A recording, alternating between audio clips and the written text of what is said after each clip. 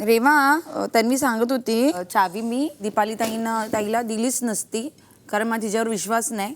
दीपाली ताईवरती विश्वास नाहीये. नाही, माझा कोणावरच विश्वास नाही आहे. ह्याच्यातून एकच गोष्ट होती की तुला माझ्यावर विश्वास नव्हता म्हणून तो चावी माझ्याकडे घेतली. तुला प्राजक्तावर विश्वास होता. तू मला विचारलं आणि माझं जे इंटेन्शन ऍक्च्युअली होतं ते मी बोललीये. बाकी क्या बात.